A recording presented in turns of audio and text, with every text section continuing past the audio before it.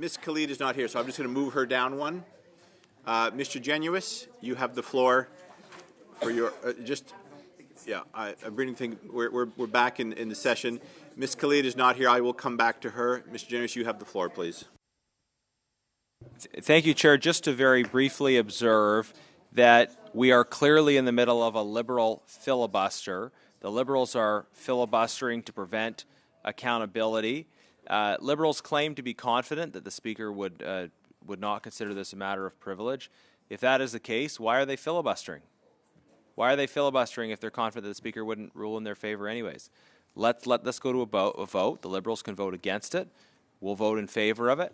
And the chips will fall where they may. The fact that the Liberals are filibustering suggests that they're not confident in the outcome at this committee, and they're not confident in the outcome in the House.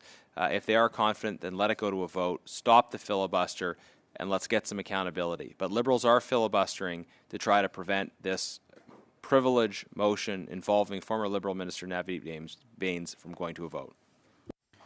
Thank you very much. Ms. Khalid, you have the floor, please. Thank you very much, Chair. And I'll just start by saying I've seen the Conservatives filibuster their own privilege motions in the House and committees, and so no, this is not a precedent. I love that Mr. Genuis brings so much to contribute to this committee, but I would like for clarification through you, Chair, to the clerk, which Conservative members are actually subbed in on this committee, because we have 7 of them here in the room, and I just want to know which ones are actually here. If the permanent members are at the table, the permanent members vote. That's the rules. It's as simple as that. Would you like to do the clerk's job for her? Try the information now. Yeah, okay. Didn't ask you. All right. So we appear to have Mr. McCauley. Mr. Nader, pardon me, and Mr. Cooper. Mr. McCauley, Mr. Nader, and Mr. Cooper. Can all sit at the table. Which is fair, but it goes against exactly what Mr. Nader quite wholeheartedly tried to mansplain to me, is, you know, who is at the table and who is not at the table. Don't appreciate it, but I do appreciate that the clerk clarified. Please don't heckle me. You're not at the table, buddy. Mr. Genuis. Walk away. Mr. Genuis. Ms. Khalid, you have the floor.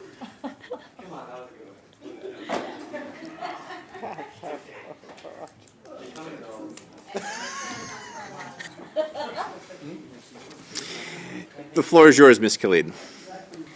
Thank you so very much, Mr. Chair. I'll let the chatter in the room just kind of die down a little bit before I continue. If that's okay with you, just because I think that what I have to say will probably want to be heard by members. Khalid has the floor.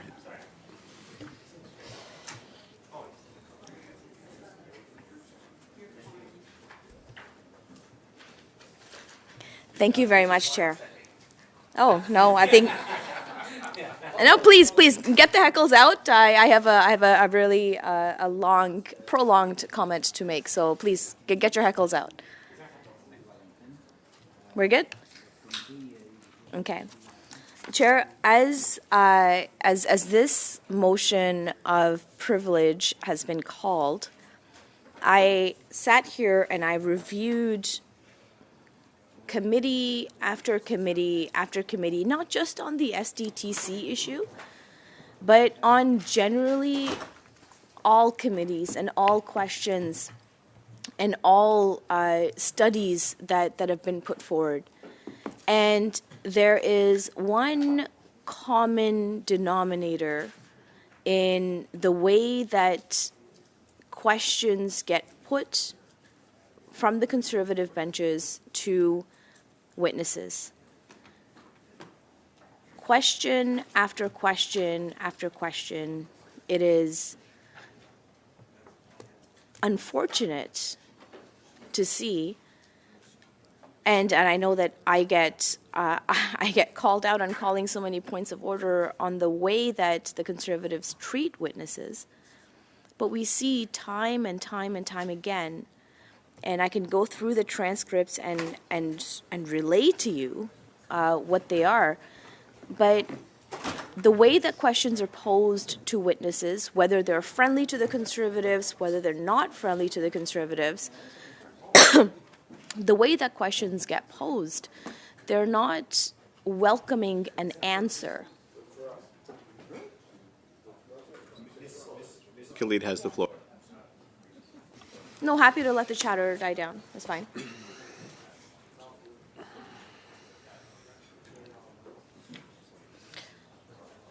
Respectfully, Chair, they're all the way in the back of the room, and I can hear exactly what they're saying over here.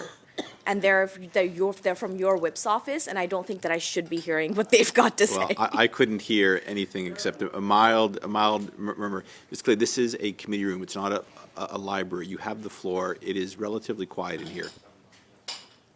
Thank I you, just Chair. don't want to hear what if they're eating pepperoni or all dressed.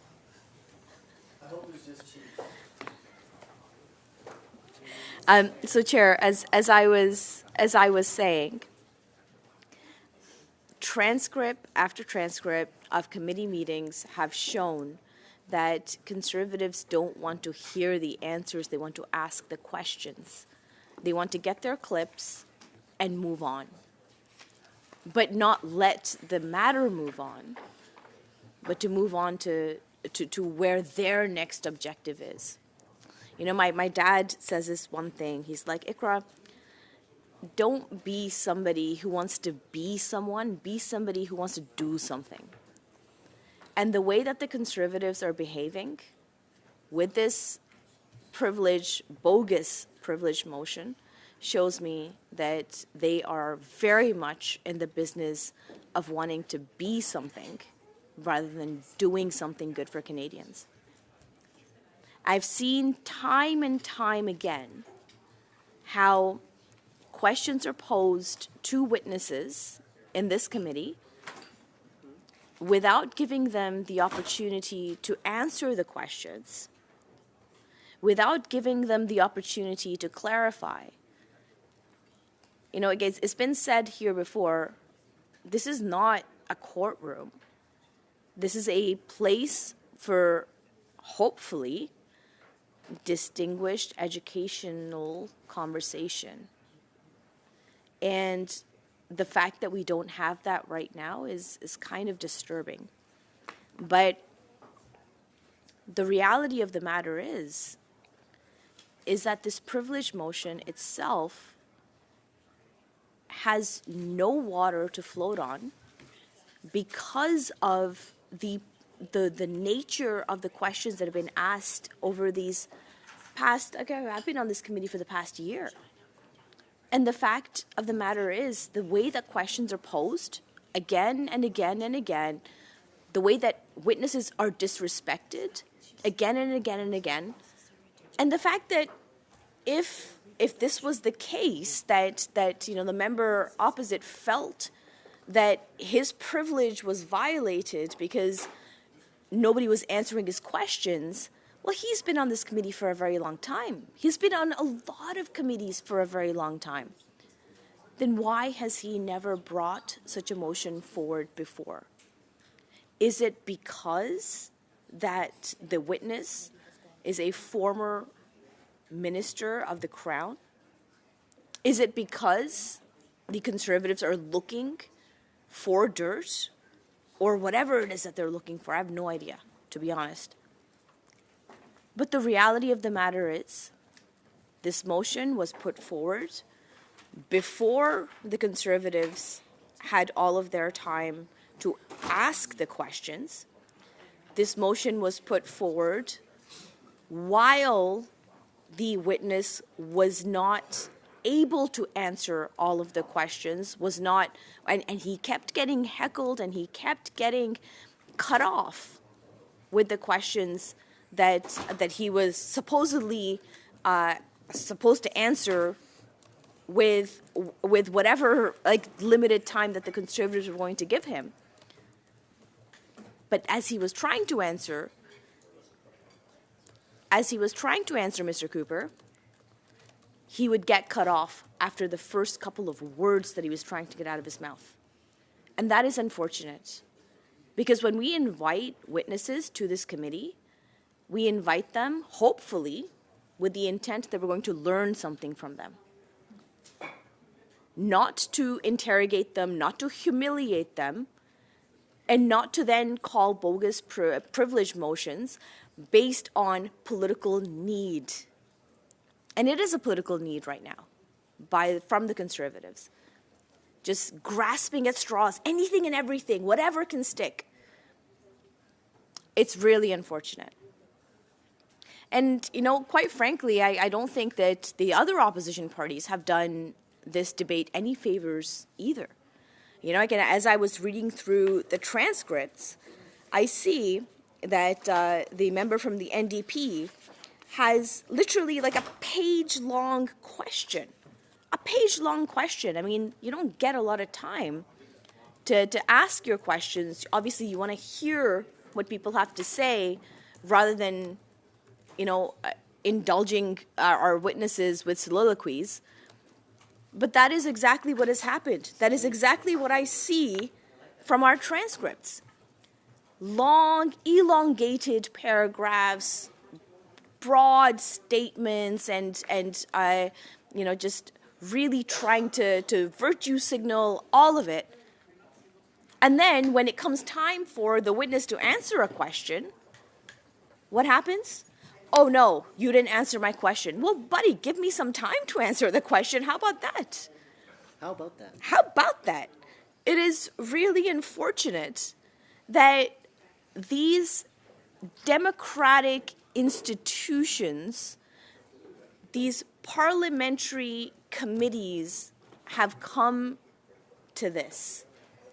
And this is, I think, a very, very low point for us as Public Accounts Committee members. I remember when I first started on this committee, we were able to work together, we were able to collaborate, and we were able to find good resolutions to the issues that were at hand. And we did that cordially, we did that respectfully. And yet, here I sit a year later with a privilege motion of a witness being accused of not answering the question, and for somehow that has led to the privilege of Mr. Perkins being violated in the House and in this committee. Can you imagine, Chair, what privilege means? What privilege means to democratic institutions? Canada is lucky to have the privilege, don't heckle me, Mr. Cooper, Canada is privileged to have the ability to call privilege, to have democratic institutions that make sure that all Canadians have the rights that are enshrined within our Constitution, within our Charter of Rights and Freedoms. And yet here we are calling privilege because a member felt that he didn't get a proper answer to his question. And what are we doing here? We're wasting government resources, taking time away from important issues, important Auditor General reports that we should be reviewing, and we're discussing this bogus privilege motion. And what is the privilege?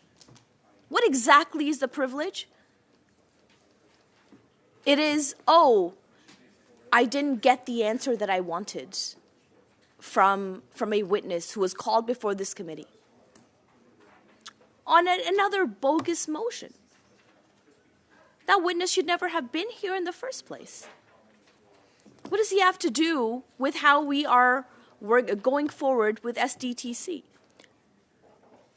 It makes no sense other than the fact that the Conservatives are holding up the work of this committee, that the Conservatives are holding up the work in the House of Commons.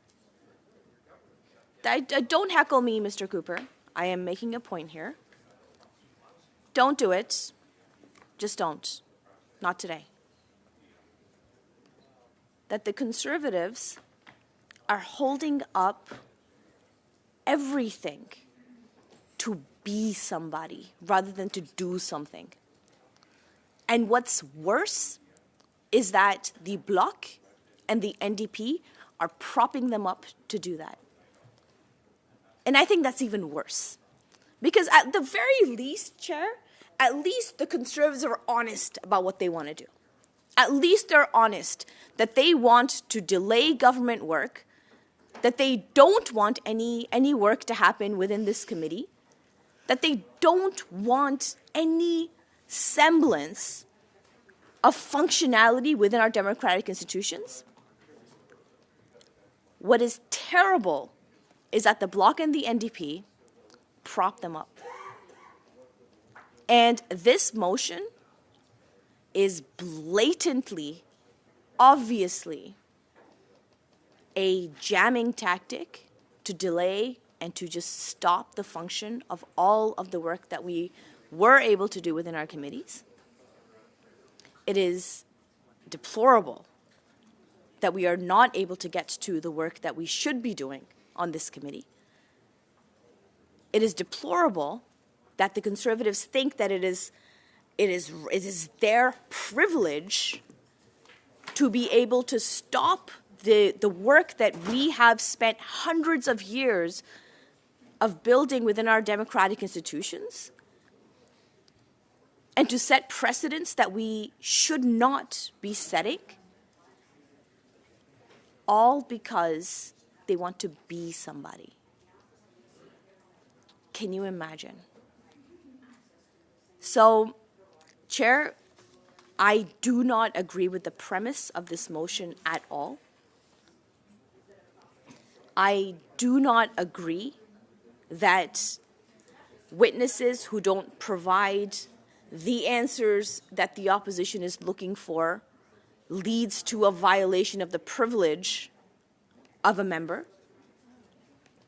I do not believe in the genuineness of this motion. As I have outlined, this motion was drafted way before it was presented, way before the Conservatives had even finished asking their questions. So this is all a ploy, and I refuse to buy into this ploy, and I will continue to stand up for the democratic values of our parliament, and Mr. Cooper can snicker at it, as he has been doing all evening. But unlike him, democratic values mean something to me. And unlike him, the work that we do in this committee means something to me. And I will continue to stand up for the work that we do. And I will continue to ensure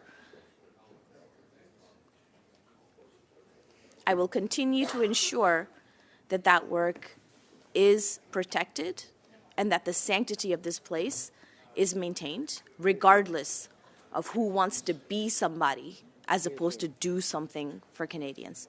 Thank you, Chair. Thank you. Up next, I have Mr. Brock, please.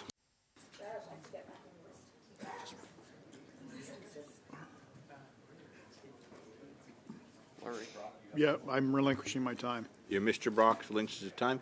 Ms. Yip, you have the floor. So, once again, we are taking up valuable committee time when we could be studying the Auditor General's reports. So, Ms. Yip, just a reminder, you are not permitted to read notes at this time. You need to. That's fine.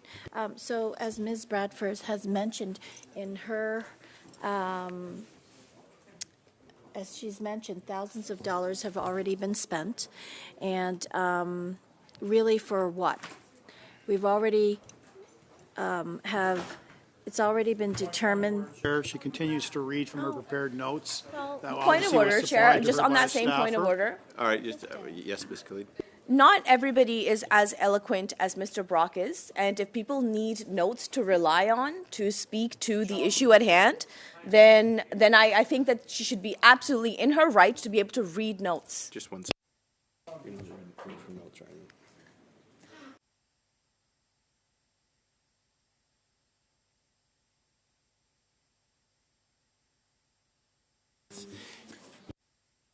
Just one sec, please.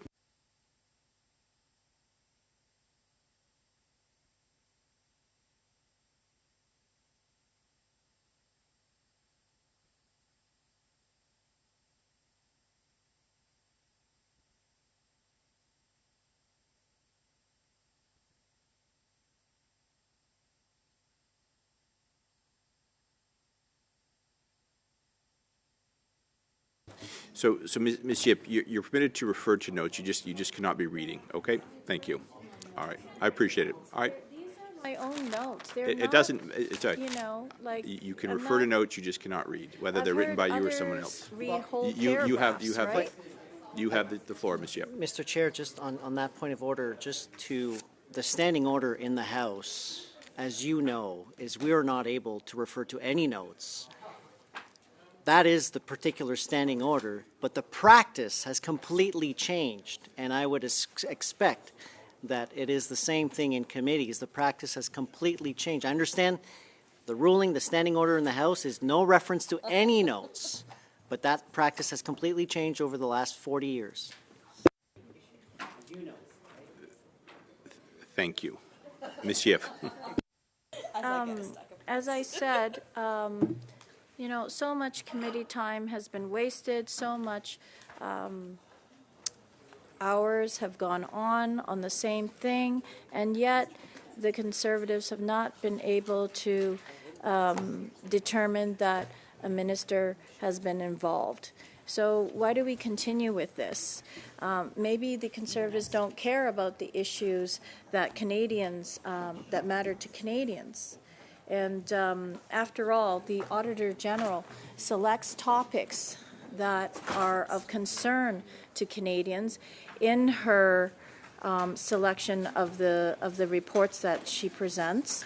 And the Conservatives seem more interested in posturing for social media rather than going back to issues that matter to Canadians. So we did have consensus at one point to study reports like cybercrime, like professional services contracts, and I thought this is good, but that was short-lived, the consensus, because we never went through with studying those reports, and instead what we've done is done over 25 studies of ArriveCan and now 9 studies on SDTC.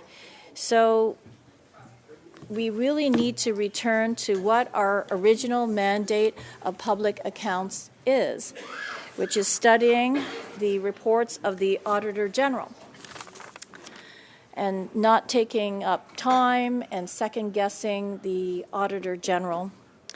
We should be able to trust in her reports and not have the Auditor General feel compelled to write a letter asserting her independence and Go ahead, Ms. and proves that this committee, like some of Mr. Perkins' comments, have gone too far. So some of the reports that we could have been studying also include contaminated sites in the north, looking at the Board of Directors of Canada Lands Company, or the greening of building materials in public infrastructure. So these are all important reports that need to be studied, and I hope that we would return back before the year is ended, so that we would actually have something to show. In fact, we have not even finished our draft reports, and they've been waiting since January of this year, like the GBA Plus report. And I hope that we would be able to focus on what really matters to Canadians instead of going on witch hunts. Thank you.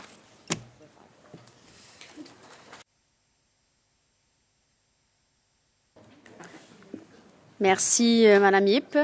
Thank you, Ms. Yip. Mr. Erskine Smith, you're next on the list. You have the floor. Thanks. Yeah, so I understand obviously the Conservatives, they brought this motion, they're going to support this motion.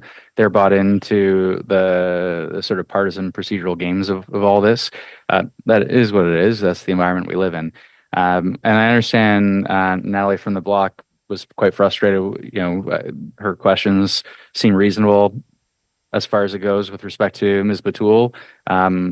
Fair line of inquiry, and she was frustrated with it. I think it's still premature, and it doesn't make a lot of sense to buy into this motion as a result of that frustration, but I at least understand it. In terms of both Natalie and Blake, given they're not sort of bought into the partisan games of all this, though. So, I mean, my comments are mostly to both of you. This, I'm not opposed to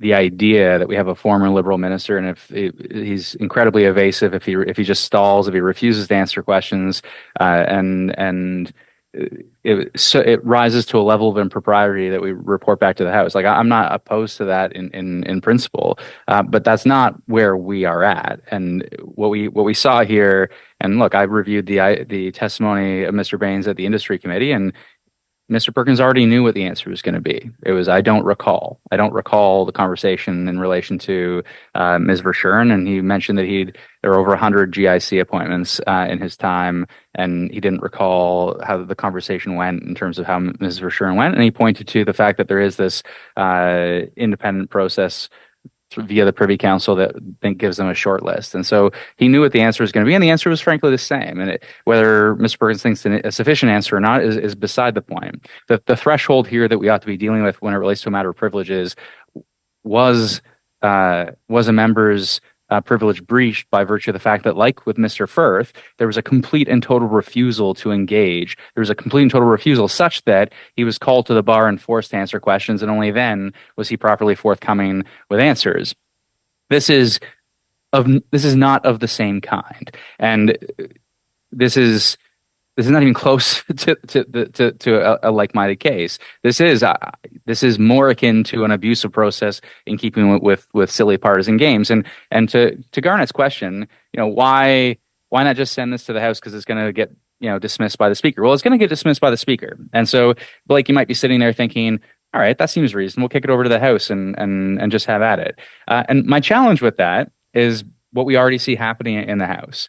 And we see privilege motions being abused to stall, delay, and undermine the ordinary workings of the House. And typically, look, if I knew for certain that what we would see here is Mr. Perkins stand up, speak for 20 to 30 minutes on this motion in the House, and the Speaker would then take it back for consideration, and what I know will happen is he will then turn it down because there's not a prima facie case. If I knew that this was limited to wasting 20, 30 minutes of House time, I wouldn't be so opposed to the idea of kicking it to a vote right now. But why is it actually a problem right now? Because what we see in the House is we see privilege motions that are being abused to not have a 20, 30-minute debate and then kick it over to the Speaker, but we see repeated amendments. We see repeated duplicative interventions in order to simply waste House time.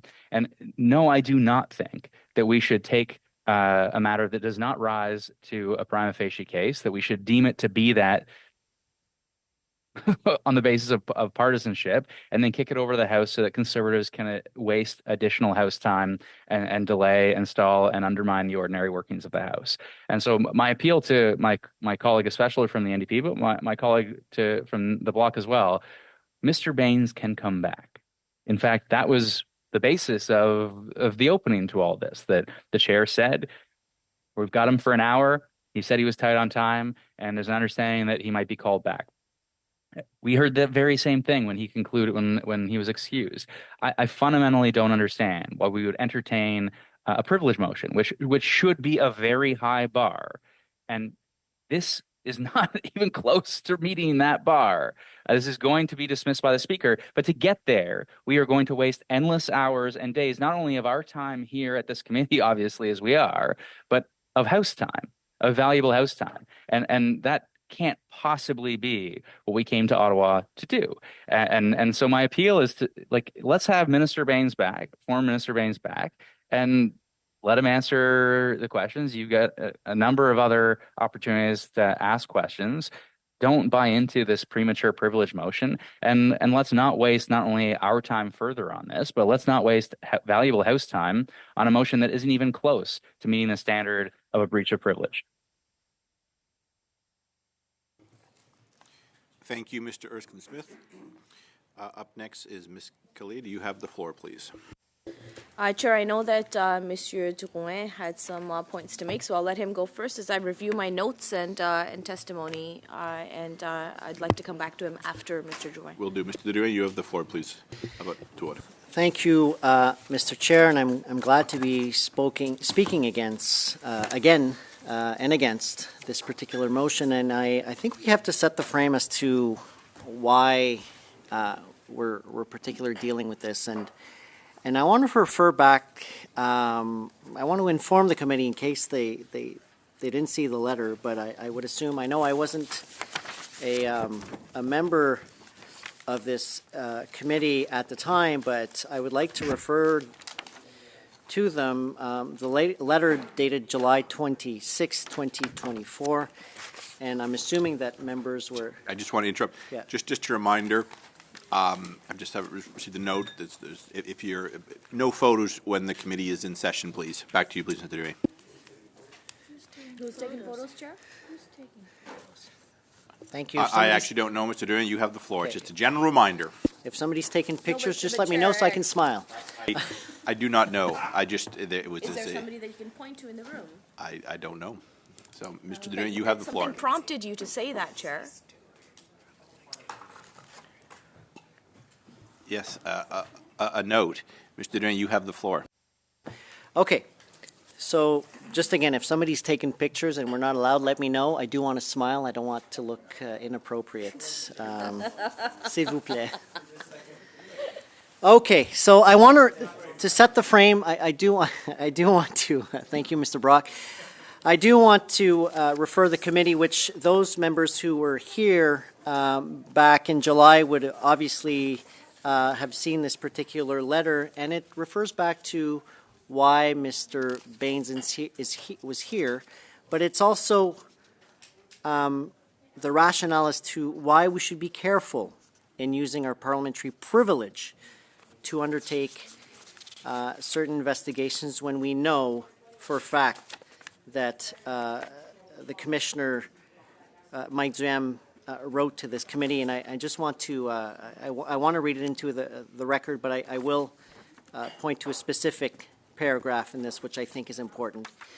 So, Mr. Michel Bédard, who obviously is the law clerk in Parliamentary Council, on July 25th, Mike Duhem, the Commissioner of the RCMP, wrote to this committee, I am writing to you in regard to the opposition motion that was passed in the House on June 10th, Sorry, Mr. Drouin, can I ask you maybe to first explain the relevance of the letter? I allowed the auditor's letter to be read in as a courtesy, but I did feel at the time it was addressing the motion Ms. Khalid had put forward today, not the motion Mr. Perkins. So if you could, I'm afraid Mr. Drouin has the floor. So Mr. Drouin, if you could just explain the relevance, please, first. Sure, absolutely. If you let me finish the paragraph, the House on June 10th, 2024, which requires the production of documents from the government, the Auditor General, and Sustainable Development Technology Canada. We are talking about SDTC at this committee, are we not? Point of order.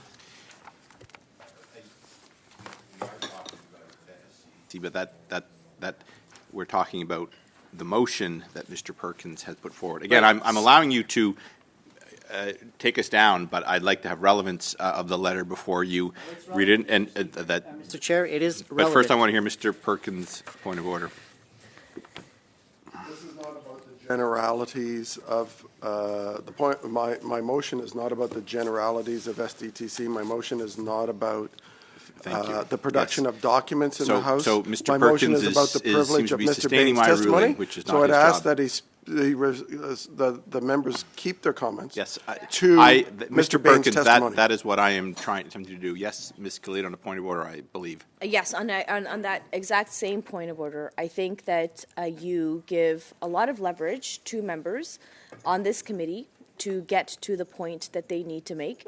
and I think that Monsieur Drouin was getting to a point, and I think that it is fair for him to read into record what happens or what and how witnesses respond when they get called and hauled in before committees, and when there is a disregard for separation of powers within our parliament.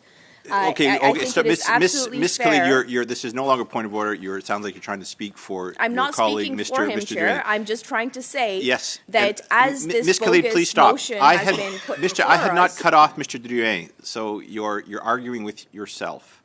I'm Mr. arguing Drouin, with you, Chair, not no, with myself. I have asked for Mr. Drouin to provide this trail. I will correct, since you raised it.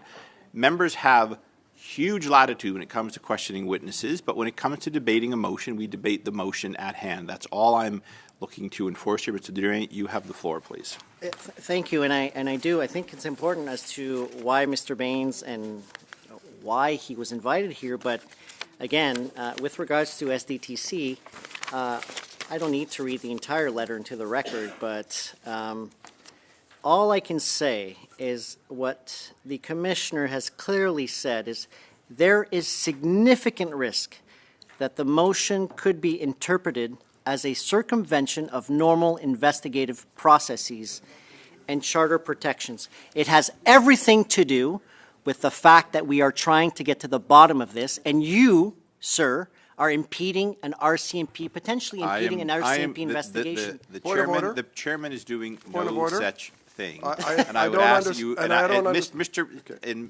would ask you direct your comments through the chair. Mr. Perkins, do you have a short and relevant point of order?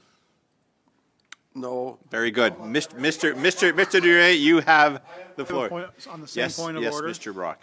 I would, I have a great deal of respect for my Liberal colleague, Mr. Drouin, but I would seriously caution Mr. Drouin about the language that he just used to infer criminality with respect to my colleague, Mr. Perkins. I know he appreciates and has parliamentary privilege, but this is dangerous territory, and I warn Mr. Drouin to reflect upon that moving forward. Point of privilege there, Chair. Why don't we just leave it, Mr. Drouin? I would ask that you just, in this room, with colleagues at work, shoulder to shoulder, to be generous, as you would hope. Live by the golden rule. Yes, Chair, Ms. Kelly. I literally heard Mr. Brock threaten Mr. Drouin, and I don't appreciate that. I did not hear that. Point of order, Chair. The chair will sustain your point before you make it, Mr. Brock. I did not hear that. It was Mr. With those terms, Mr. is Drouin, you have the definitely floor, a please. threat. Listen to what he had Look to at how say. you're Mr. pointing Brock. at him. Thank you, Poor Mr. guy. Okay. Look at how you're pointing at Listen him. to what he had to say. Why are you doing this? I will suspend for 2 minutes, which just Why? means the time's going to get added to the clock. We shall return in 2 minutes.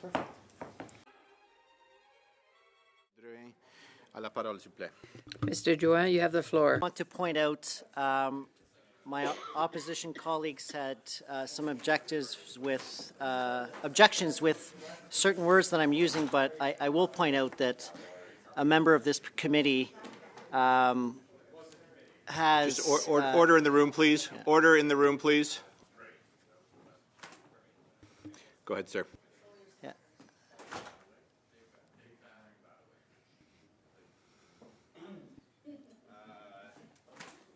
Are they? Yeah. Hey, guys, I don't mind you talking. Just take it outside. It's all good. Cheers. Okay. So, I was just accused of using certain words that might inflate certain reaction. And I just want to inform you, Mr. Chair, that certain words are often used at this committee.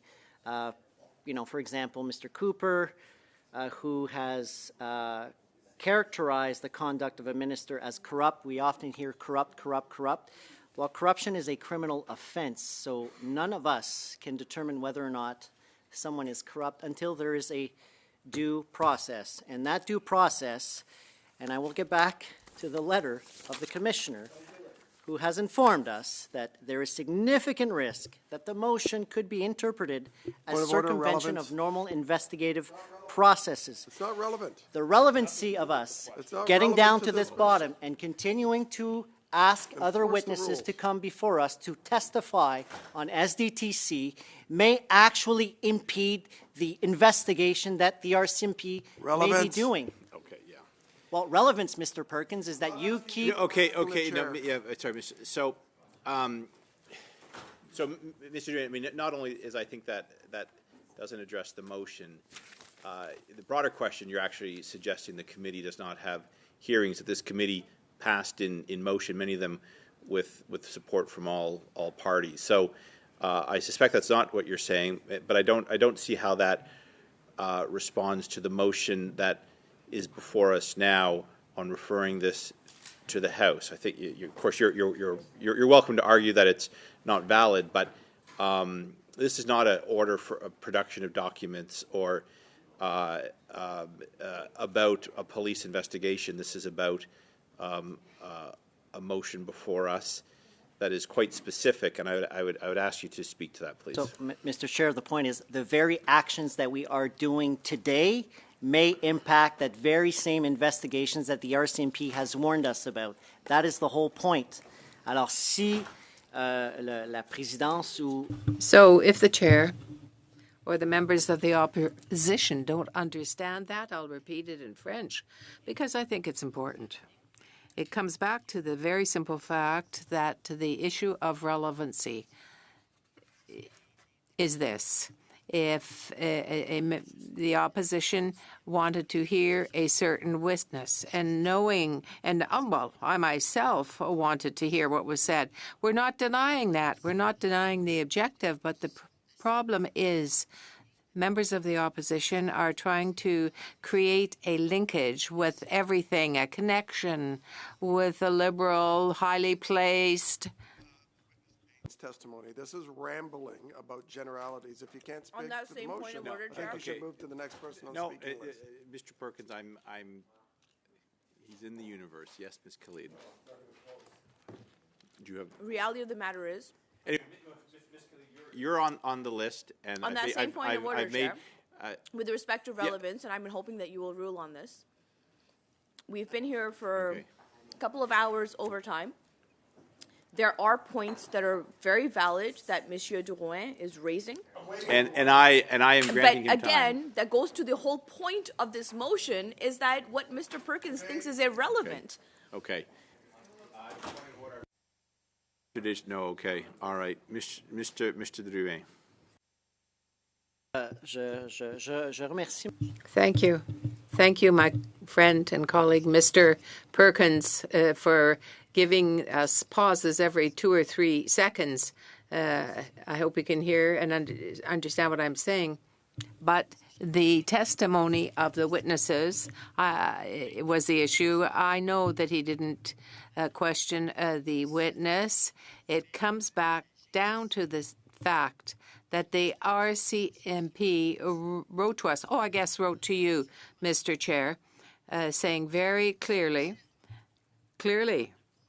that continuing to try to manipulate testimony at this committee, as was the instance with Mr. Baines and in the past, could have an impact on their investigation. So I put this question to my colleagues. Are they serious or not? 2 or 3 weeks ago, they wanted to go into an election. I know that they're not serious. Mr. Baines came here of his own goodwill. He's a private citizen.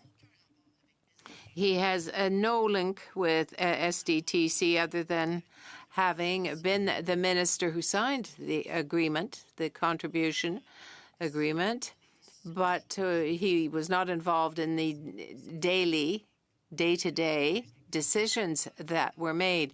But they refused to listen to that. And when questions were asked, and on many instances, not just here, in other committees, suddenly was it because the opposition wanted a summer break right away? but there was no testimony that was raised, no evidence that was laid that Mr. Baines, and given all those interruptions by the members of the opposition, it wasn't a thought to be the moment to raise this question of privilege at that time. My colleague, Ms. Khalid, indicated very clearly that has nothing to do with the question of privilege. It is just intended to give the official opposition another chance to ensure that nothing is going to work in the House. And so, Mr. Chair, I don't know, but in September 21, I was elected to come here to work, not to filibuster. I was elected to represent my citizens and my electorate. I looked at the report of the Auditor General with you, and now it seems they are questioning whether or not the witness should be heard or not. That is not a question of privilege. I find it totally aberrant.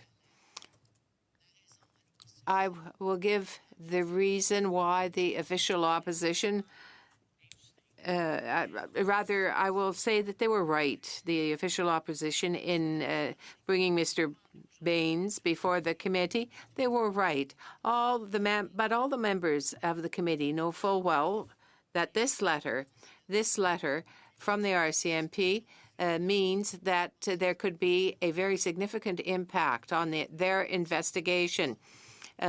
Yes, listen, as to whether or not Mr. Baines should be heard, well, he agreed to come, and the opposition decided to interrupt him. The same thing occurred in June. The commissioner said here at the committee you could have a very potential impact on our investigation. In his letter, look, we're not nuts here. Just wake up. Wake up. Wake up to the reality. In Quebec, that's the way it's said. We're not a banana republic here. We're treating our institutions like a banana republic. We're not taking into account that will have an impact on a police investigation. Not considering the impact. And I, for one, certainly do not accept that. I know Mr. Perkins doesn't like to hear the truth, but at some point, open your ears, listen to what the RCMP is saying, what we are saying, and maybe that might sink in between your two ears, because potentially that could have an impact on their investigation. The opposition has been complaining for months and for Is debating what's going on in the House, not my motion here. I would ask that you keep him to the point of privilege before us. I'm getting there. I mean, Mr. Duran, you are beginning to repeat yourself not only from this round but also your previous round as well. I'll remind you as well that letter. Well, let's talk about that letter quickly. That letter Mr. Chair, I don't think it's up to you to defend what the letter is or not. No, it is. It is on relevance, and the letter which we've all seen is about production of documents. So back to you, Mr. Duran. On SDTC. It's absolutely relevant to what we are doing here, Mr. Chair. It is absolutely relevant to what we are doing here. The fact that we are questioning the testimony of a witness who was previously questioned by the same Mr. Perkins. I guess maybe it's the other Perkins. I don't know. Maybe it's the other Rick Perkins from the Indu Committee. But it's the same person. I have the testimony. And in fact, I'm going to read it into the record because I think it's important that we are made aware of what Mr. Perkins asked. Because you'll see, it's the same questions. No, actually, that actually is not an order. Each committee is independent, and the business that happens in one. Hold on, the business that happens in one committee can be picked up by another. But we're under we're completely independent here, and what happens in another hall has no bearing on the work of this committee. If members choose to go in a certain direction. Ms. Khalid, you have a point of order. I absolutely disagree with you, Chair. I think that what happens in other committees, especially when there's so much redundancy of the work that is being done on multiple committees, Ms. absolutely Khalid, has that is your Everything opinion, but is on Hansard. It is on the record. We are able to work between committees. No. We're able to share information between committees. Everything gets reported to the House of Commons, and we vote on things in the House of Commons. Of course, all of our committees are interconnected and have relevancy. Khalid, this is not a point of between on each top other. of that, your voting record does not reflect what you just said. You voted for this committee to go in this direction. Mr. Durian, you have the floor. Point of order. Point of order. Yes, Mr. Erskine-Smith. Just for clarification, Chair, because I agree, as a matter of redundancy, it doesn't make sense to refer to another committee proceeding it, because we are masters of our own committee. I completely hear what you're saying. But on the core question of whether it's appropriate to bring a privilege motion where a witness hasn't fully answered a question or hasn't answered a question to our satisfaction, every single parliamentary transcript, because my argument is certainly that this is a terrible precedent and any number of witnesses could be accused of breaching our privilege because we don't like the answer to their question.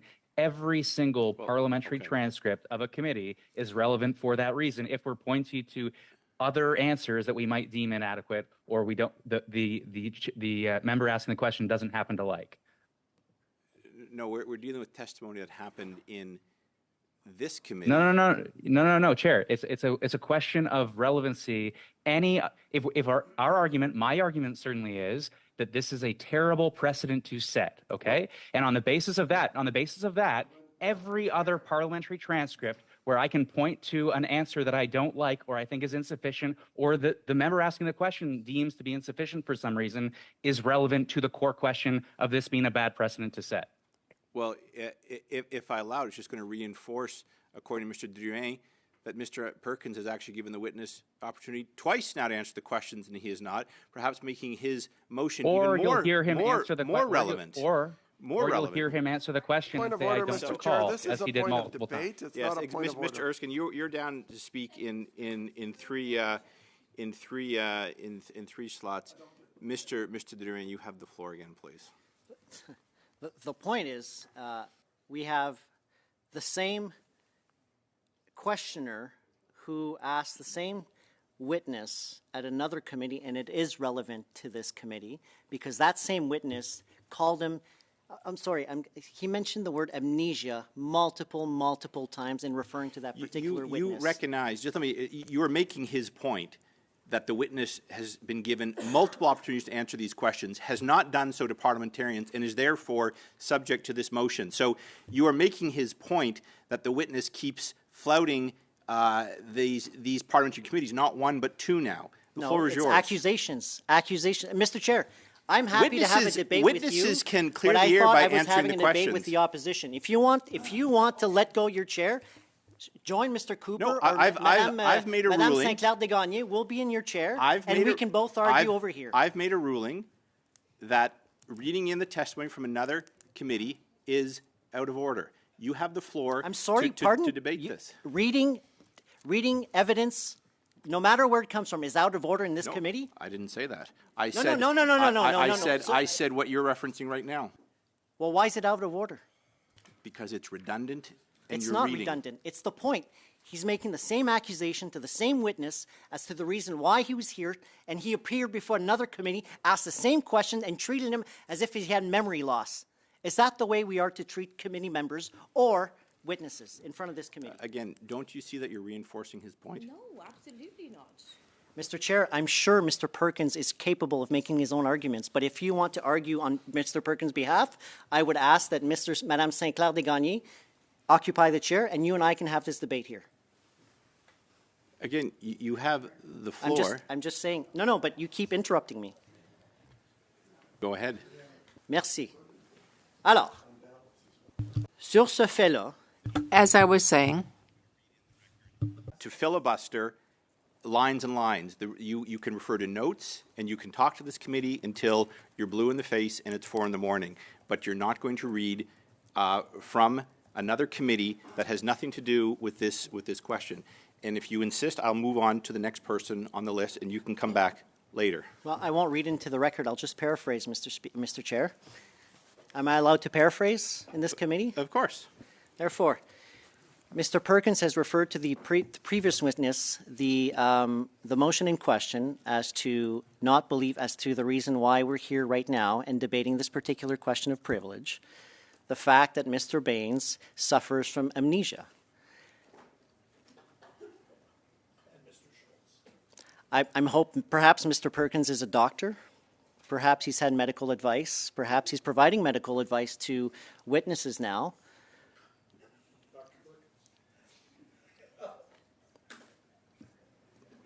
But we can see from the laughter on the other side that there is no seriousness about this particular issue. All they want to do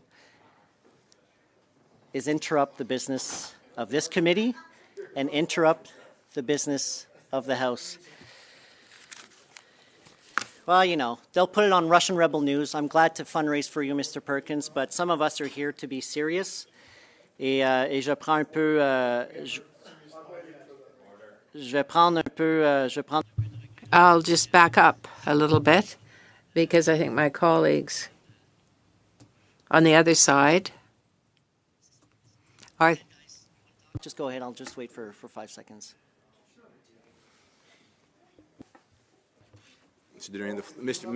Durian, the floor is yours. Or I know. I'm just waiting for them to to stop interrupting. So just, are they done? I believe so. Thank you. Donc, Monsieur le Président.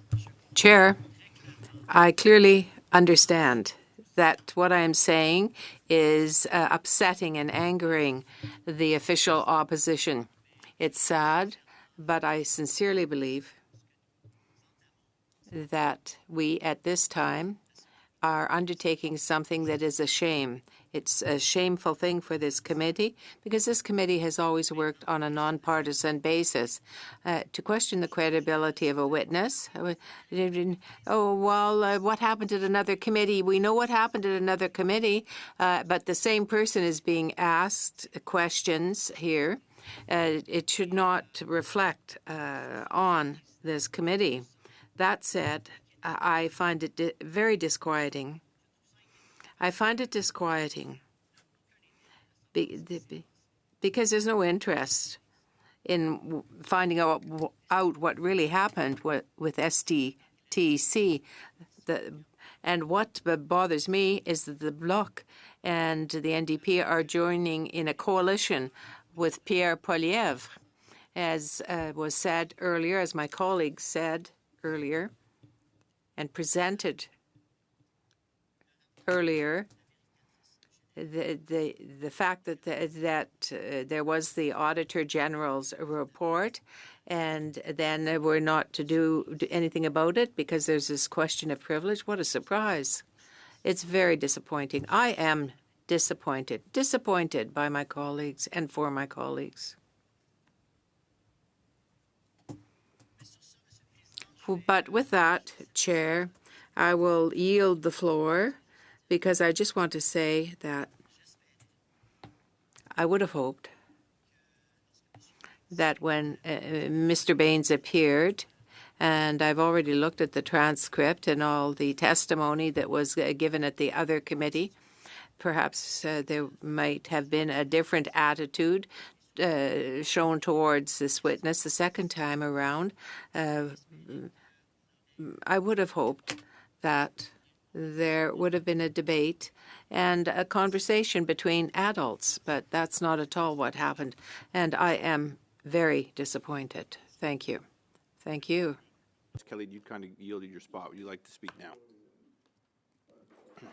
Chair, I was just wondering who is on the list I have currently? Ms. Khalid, Ms. Bradford, Mr. Erskine-Smith. At least I believe Mr. Erskine-Smith. His hand is down, but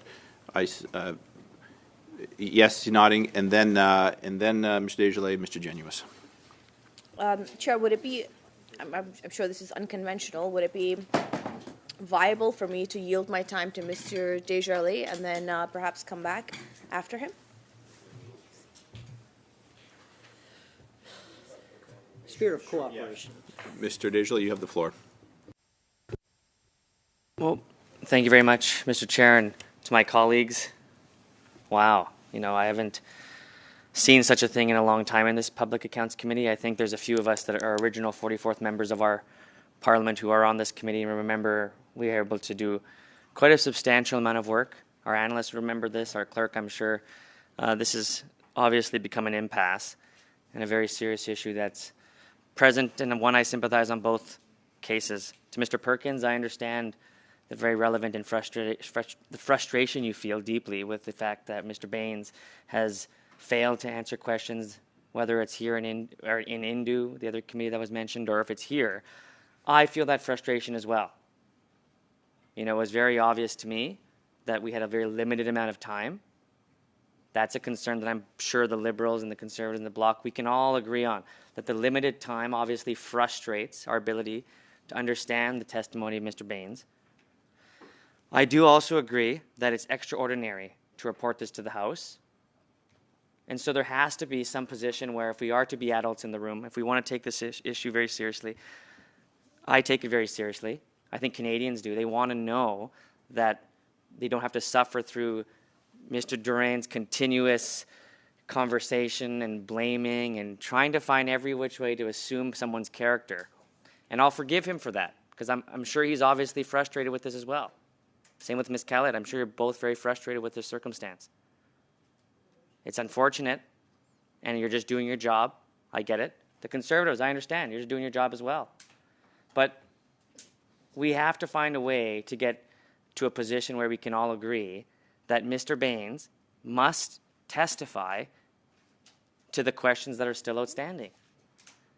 That's the most incredible points that I've heard, I think, the most credible, point I've heard in this very long, exacerbated debate this evening about the privilege.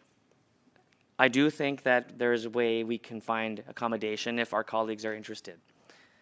If we may entertain the idea that we resummon Mr. Baines. We bring him back to this committee, and maybe to the Conservatives' point, because I understand that the trust is largely broken, and I would agree with it. Maybe we can bring him back, and if at that time he doesn't answer the questions, then we refer this under this motion to the House. I think that's a reasonable process, a reasonable step to take, because I certainly couldn't get through all my questions, and that frustrates me. I got one round, I even mentioned it, that I can only get one round of questions in, and I wasn't able to get the substantial answers that I was hoping for.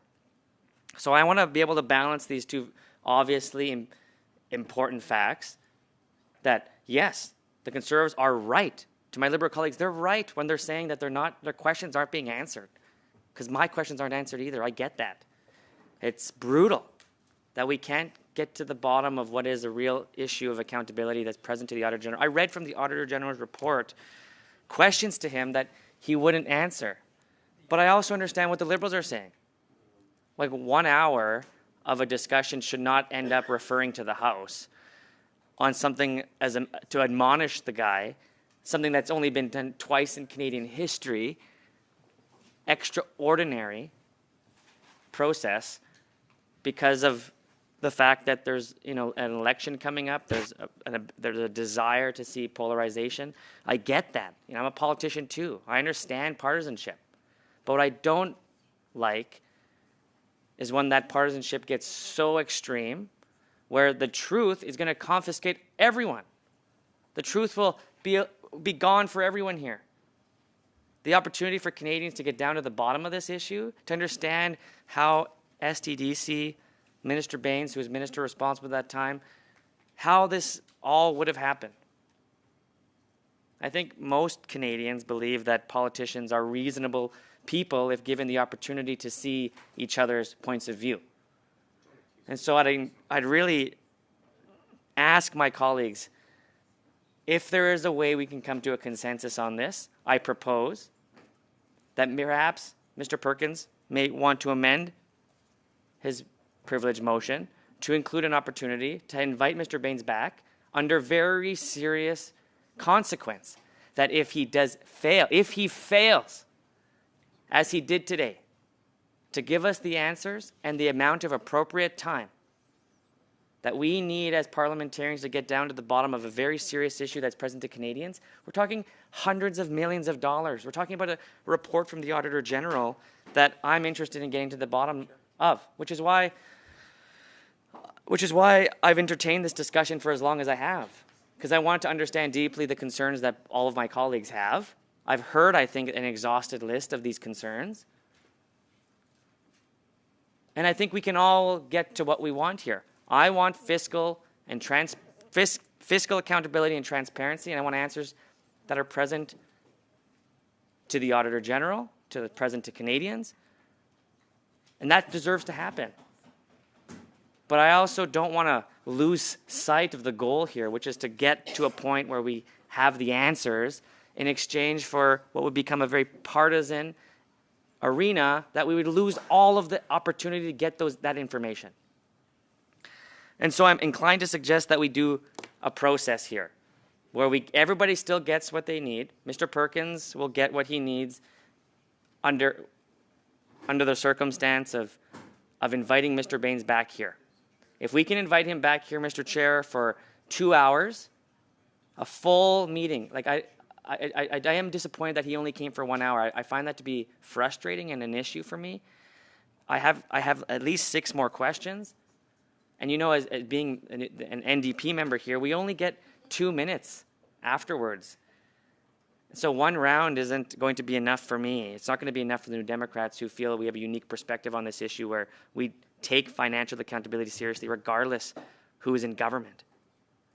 We need to get system answers on this. Mr. Baines is a subject to this work and this investigation and this study.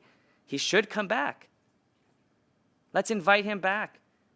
And to Mr. Perkins' point, and to my Conservative colleagues' point, and to try to observe their frustration, which I agree with, because it's true. They've asked good questions and they haven't gotten good answers. So I think what we can do here is, if we can come to unanimous consent, perhaps, to do the work of inviting Mr. Baines back here. We've done this before. You might remember, Mr. Chair, where we've done this before, where we said, and if you don't come at a reasonable time, you spend the amount of time where you answer our questions, we will report this to the House and we'll use the powers that we can to get the answers we must. I think that's what Canadians expect. I think Canadians largely want that. They don't want to have to suffer through what the Liberals have been doing here. This large filibuster, blaming everybody, saying, oh, the Bloc Québécois are evil, the New Democrats are evil, you're all evil, like Mr. Durand has suggested over and over and over and over. So I'd hope that is a reasonable path forward that we can come to, Mr. Chair, and I would seek your better will to see that practice as a convention, that we take the step necessary to invite him back, and if he doesn't, in your letter, a strongly worded letter that suggests that if he doesn't, we will do this. And to my Liberal colleagues, you must agree that if we give you this opportunity to support Mr. Baines coming back to this place, and if he does again fail to give us the answers necessary, it would be incumbent upon you to vote in favor of this breach of privilege motion, because that would be the right thing to do given this opportunity. It's fair, I think it's just, and I think it's a reasonable position for all of us.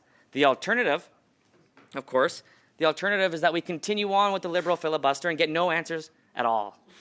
That doesn't serve anyone other than partisan interests. And so I'd suggest that, Mr. Chair, and I hope that my colleagues can understand where I'm coming from on this and see it as an offer of goodwill.